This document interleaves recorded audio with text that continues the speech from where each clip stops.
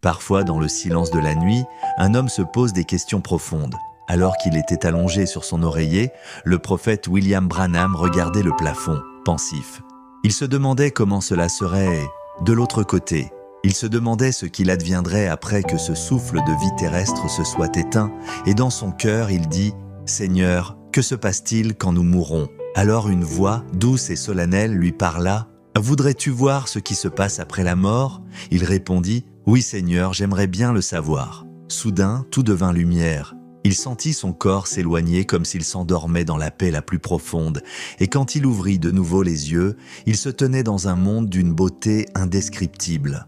Autour de lui, l'air brillait d'une clarté dorée, l'amour, la paix et la joie remplissaient tout l'espace.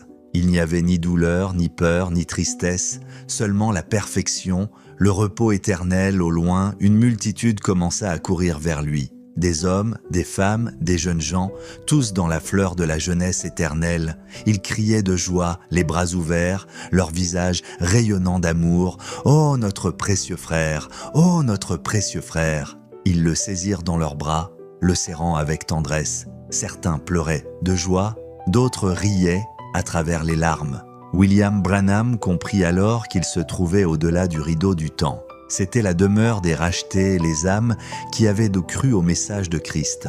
Le lieu était si réel.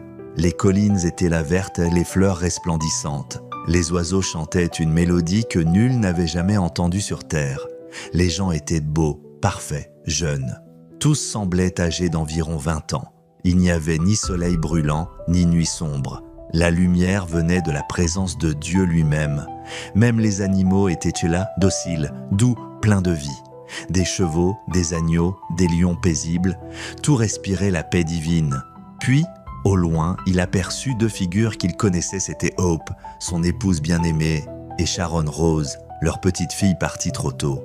Elle courait vers lui, leurs visages illuminés par la gloire. Hope le serra dans ses bras et dit doucement « Mon bien-aimé, tu es enfin ici. » Et Sharon souriait, pleine de lumière. William Branham, submergé d'émotion, sentit que rien n'avait été perdu.